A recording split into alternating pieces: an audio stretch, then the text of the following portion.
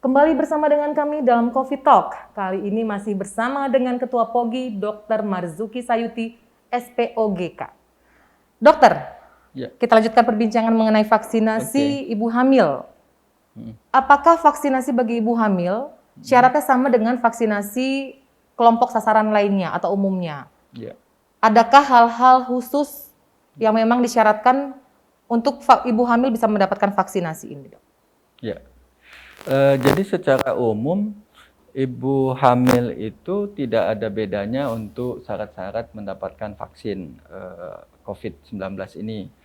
Jadi seperti umumnya bahwa ibu hamil itu boleh divaksin sepanjang tidak memiliki underlying disease seperti masyarakat secara umum. Ya, kita ketahui bahwa ada beberapa syarat. Misalnya kalau dia darah tinggi itu tidak boleh.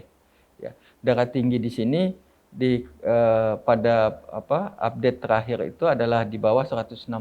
Itu yang dibolehkan. 160 sistoliknya. Kemudian kalau dia punya penyakit yang lain, punya underlying disease, misalnya penyakit jantung atau penyakit paru atau penyakit metabolik, misalnya seperti DM, kemudian tiroid misalnya, kan itu bisa juga terjadi pada ibu hamil kan, ibu hamil dengan membawa penyakit penyerta.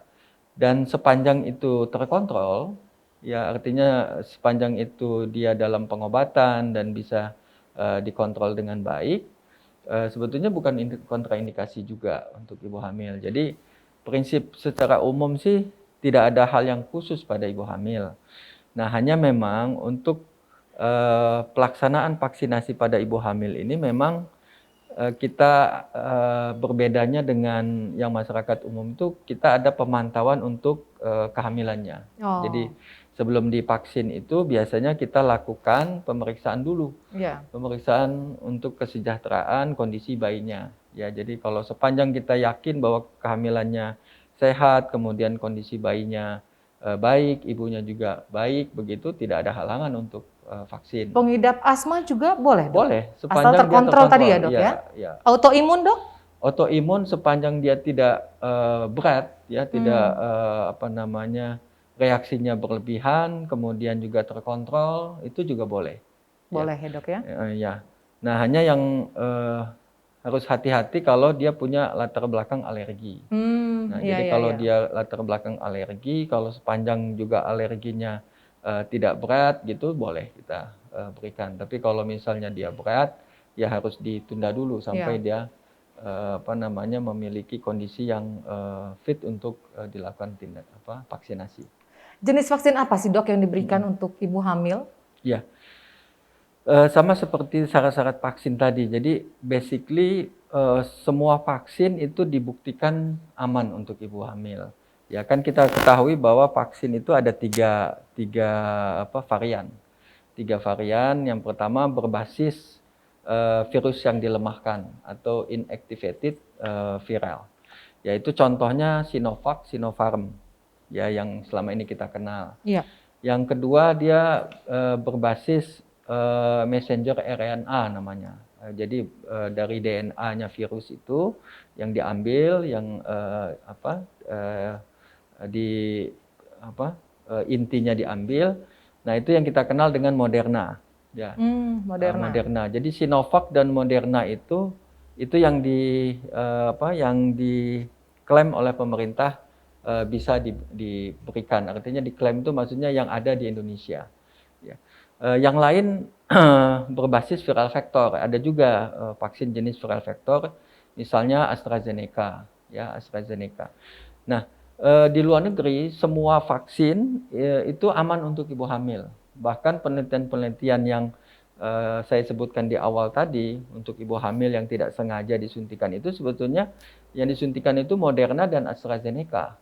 Ya, jadi dari penyuntikan itu vaksin yang tidak sengaja tadi diikuti ternyata memang tidak ada dampaknya. Aman ya, Dok? Aman. Ya? Lalu bagaimana pemantauan ibu hamil setelah divaksin, Dok? Apakah ada telemedicine misalnya untuk memperkuat pengawasan ibu hamil setelah divaksin? Kalau memang ada, berapa hari, Dok, pengawasan intensif itu dilakukan? Secara sama juga ya tadi, sebetulnya nggak ada perlakuan khusus untuk ibu hamil yang sudah divaksin.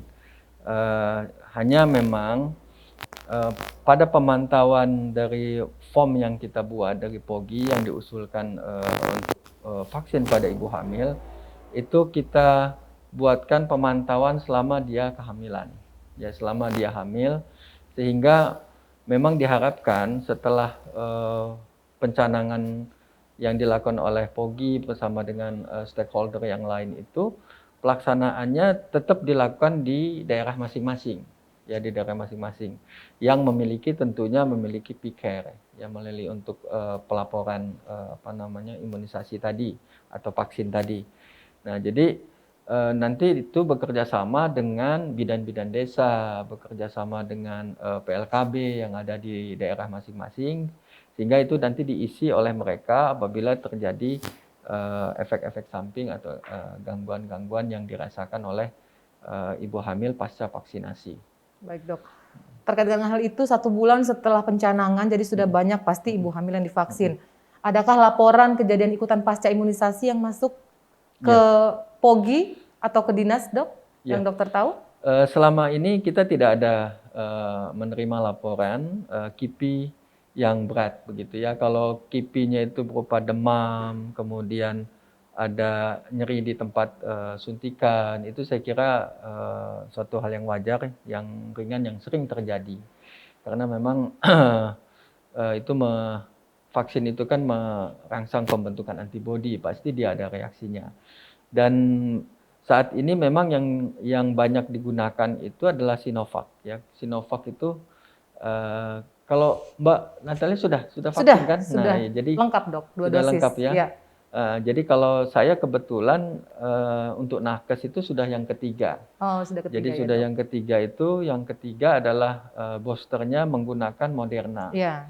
Jadi memang Moderna dengan Sinovac itu memang KIPI-nya lebih berat Moderna. Ya. Ya, jadi yang kita rasakan itu memang lebih terasa begitu ya. Nah, sehingga memang tepat sebetulnya pemilihan untuk Sinovac ini untuk ibu hamil. Karena Sinovac kita rasakan memang KIPI-nya lebih ringan dibandingkan Moderna gitu. Ya, baik, terima kasih dokter. Ya. Kita harus jeda sejenak. Pemirsa Metro TV Lampung, kami harus kembali jeda sejenak. Jangan kemana-mana. Kami akan segera kembali setelah yang satu ini.